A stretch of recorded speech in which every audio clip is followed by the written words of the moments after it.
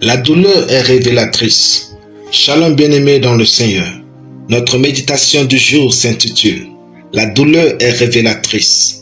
Nous tirons notre texte en Deutéronome 8.2 qui nous dit ceci.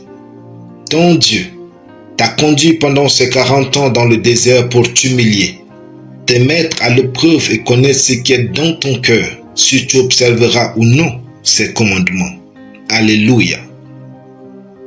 Une sagesse populaire dit que c'est dans les moments difficiles qu'on reconnaît ses vrais amis.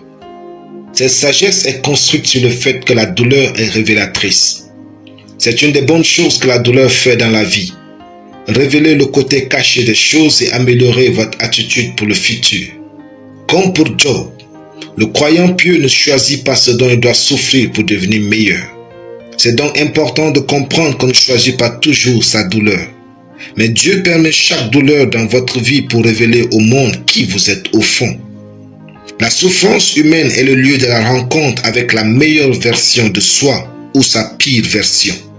Tout le monde fait l'expérience de la douleur.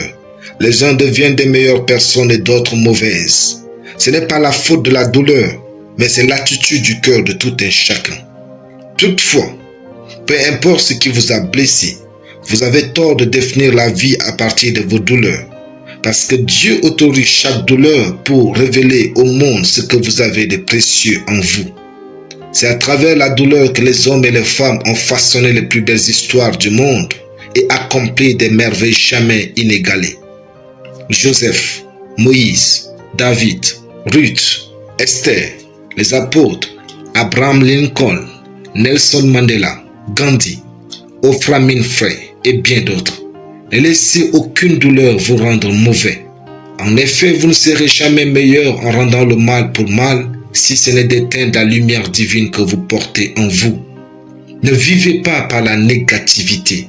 Vous tuez silencieusement le meilleur de vous. Si vous êtes rejeté par les uns, partez. Vivez agréablement avec les autres. Vous ne pouvez qu'être rejeté par ceux qui ne sont pas au niveau de la grandeur que Dieu a déposée en vous. Si vous haïssez votre douleur, vous ne saurez pas apprécier votre succès divin. Soyez donc plus intelligent que votre douleur en devenant une meilleure personne. Dans notre verset, Dieu a testé son peuple par la douleur pour voir s'il tiendra dans sa parole.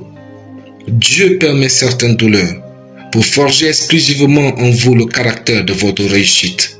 Réussissez à ces tests. Alléluia. Prions.